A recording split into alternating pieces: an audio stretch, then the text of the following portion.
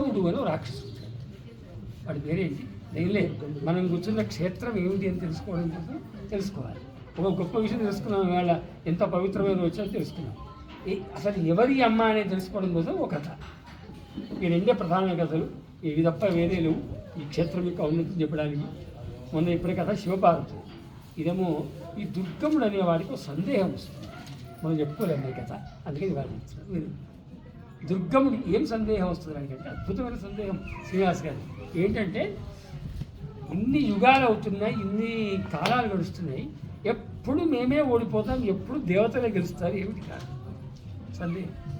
ఎన్ని యుగాలు గడుస్తాయి, ఎన్ని కథలు అయ్యాయి, భాగవతాలు అయ్యాయి, కృతయుగం పోయింది, త్రేతాయుగం పోయింది, రాముడు వచ్చాడు, కృష్ణుడు, ఏమి రాని ఎప్పుడు యుద్ధాలు జరిగాయి, దేవతలు విజయం సాధించారు, రాక్షసులు ఓడిపోయారు. ఈ డౌట్ వాడికి వస్తుంది.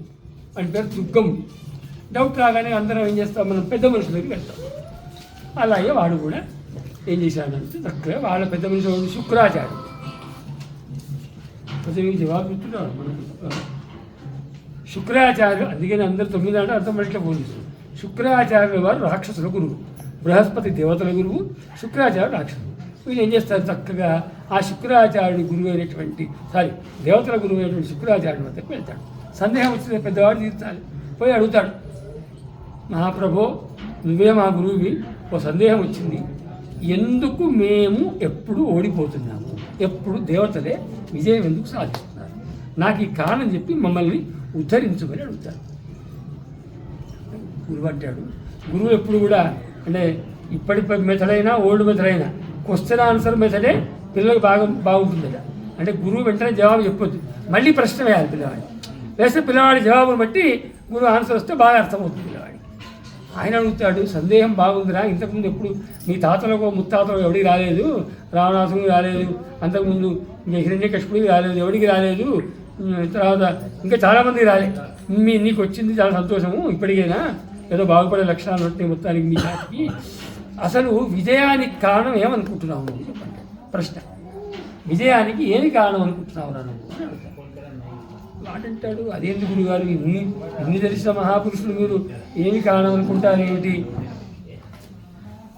ఏమి కారణం అనుకుంటారేమిటి అని చెప్పి అడిగితే ఆయన అంటాడు, అరే నిజమేరా చెప్పు, నువ్వు నీకు తెలిసింది చెప్పు, ఏం కారణం అంటాడు. ఇంకేం కావాలి గురుగారు, డబ్బు ఉంటే విజయానికి ఇంకా వచ్చేస్తుంది, మాకు కావాల్సిన డబ్బు ఉంది.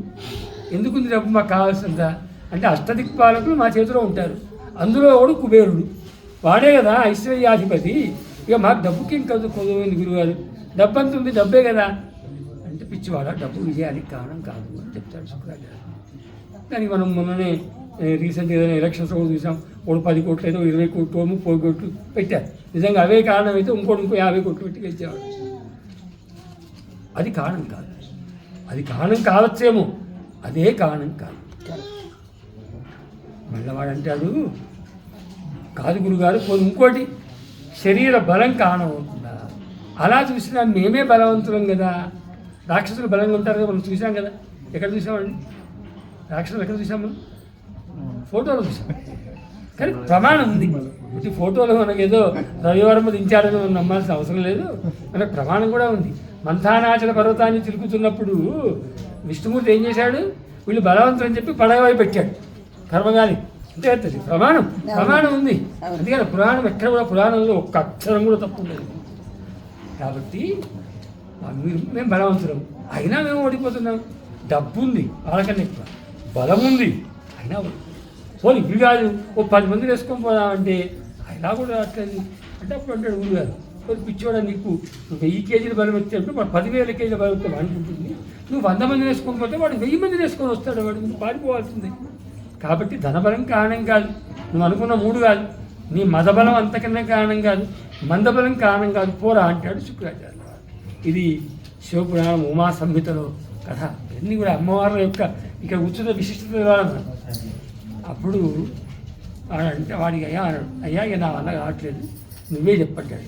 అప్పుడు శుక్రాచార్య చెప్పాడు, పిచ్చివాడ, అందుకే మీరు ఇప్పుడే కాదు ఇక ఎప్పటికీ మీకు విజయం రాదు, ఎందుకంటే మీరు అనుకున్న ధనబలం కాదురా, ధర్మబలం విజయానికి కారణం. అదొక్కటి మీ దగ్గర లేదు, ఆ ధర్మమే ఒక్కటి మీ దగ్గర లేదు అని చెప్తాడు. ఆయన మహాపురుషుడు శుక్రాచార్యుల వారు. మీరు అనుకున్నట్టుగా రాక్షస గురువు అయితే అంతమంది దుర్మాడు కాదు ఆయన. చెప్తే వాడంటాడు, అదేందయ్యా ఇంత అన్యాయంగా మాట్లాడుతున్నావు, మా గురువు అయ్యింది, నువ్వు చెప్పిన మంత్రాలేదు తపస్సు చేస్తున్నాము, రావణాసుడు మరి కైలాస పర్వతం ఎత్తిపట్టి సాక్షాత్తుగా శివతాండవాన్ని మొత్తం ధ్యానం చేశాడు, ఇంతకన్నా ఎక్కువ భక్తి మాకేం కావాలి, మీ దేవతలు కూర్చొని చేసుకుంటారు వాళ్ళు, మేము ఏదంటే చేస్తాం, పుట్టలు పెట్టేట్టు తపస్సు చేస్తాం, పాములు వస్తాయి అన్నట్టు, మాకు ధర్మం లేకపోవడం ఏంటి అని అడుగుతాడు. ఓరిపిచ్చివాడా, అక్కడ పెద్ద పొరపాటు చేశారా మీరు చేయకున్నప్పుడే పోయి ధర్మం చేసి పాపం చేశారు. ఎందుకంటే ధర్మం ఎప్పుడు నిస్వార్థంగా ఉండాలి. ధర్మంలో నిస్వార్థం గురుగారి ఇక్కడికి వచ్చింది ఏదో ఇంతేదో ఆశించి వచ్చాం, మీరు స్వార్థం వద్దంటారు. ధర్మం అంటేనే స్వార్థం కదా అంటే, అరే పిచ్చోడా, స్వార్థం అంటే మన కోసం చేసేది స్వార్థంగా అనరా, వేరే వాళ్ళ స్వార్థాన్ని హరించేటువంటి దుర్మార్గం ఏదైతే ఉందో దాన్ని స్వార్థమని చెప్తారు. స్వార్థం అంటే నీకోసం నాకు పెళ్లి కావాలి, నాకు కొడుకులు పుట్టాలి, నాకేదో సుఖంగా బతకాలని తప్పు కాదు. పక్కవాడు ఏదో చూసావా, దాన్ని ఏదో హరించుకోవాలి, దాన్ని ఏదో లాక్కోవాలి, వాడి క్షేమాన్ని లాక్కోవాలి అంటాడు చూడు, అది స్వార్థం. చెప్పు.